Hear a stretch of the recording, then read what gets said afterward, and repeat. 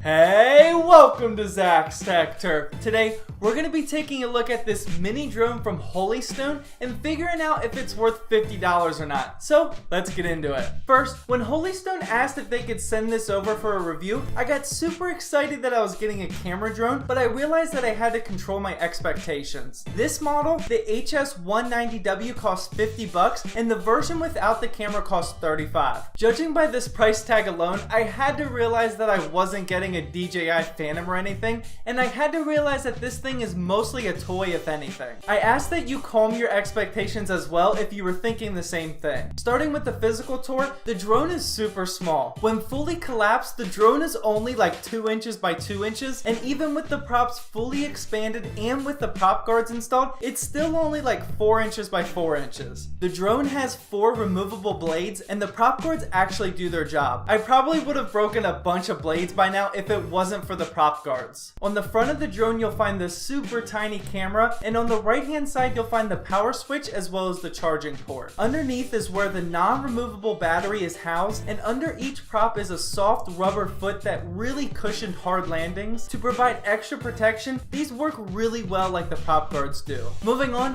let's talk about the controller of this drone, which is almost my favorite part about it. I love that it's super small and it barely takes up any room at all. As you can see, the middle of the controller has a spot designed for the drone to pop right in. I love that the drone completely folds up and can be stored in the controller for some super portable flying. All of the buttons on the controller actually do something different, such as speed control, trimming, and even the return home feature. On the back of the controller is a slot to install the phone grip, which I'm not a huge fan of. I love that this thing is super portable, but I hate that you also have to carry around the phone grip. I wish the phone grip was attached to the controller and maybe folded down or something. The controller is powered by 4 AAA batteries, and you can either charge the actual drone with the controller batteries or with the included USB cable. I was getting a flight time of around 6 to 10 minutes, and it takes about an hour to fully charge it from the wall. And finally, everything on the controller, including the phone grip, is made of plastic, so I would just be a bit careful with it. It doesn't exactly have the word durability printed all over it. And finally, let's get into how this thing flies and the image quality.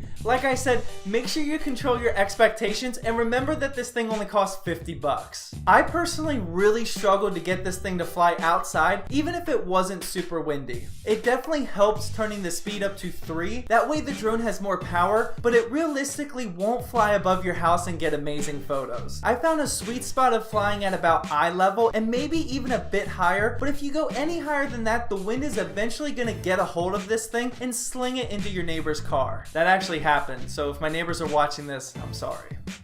Inside the house was a different story. The drone controlled itself very well, and I was definitely able to drive my dogs crazy with it. The altitude hold works decently, but not super well. I had to control my altitude manually, even indoors sometimes, but overall it was definitely a fun flying experience. I guess I don't really have to talk much about the image quality. You've been watching it, and I don't have to remind you that this camera is super small and the price range of this thing. I hope you didn't expect 1080p quality or anything. I do want to mention when recording, it automatically saves to your phone. This is a good thing because it means you don't have to worry about an SD card or anything like that, but it's also a bad thing because it means when you're flying, you have to connect your smartphone to the drone if you want to record. Speaking of which, the drone is flyable with only using your phone using the app, but I found it was much easier to control it with a dedicated control pad.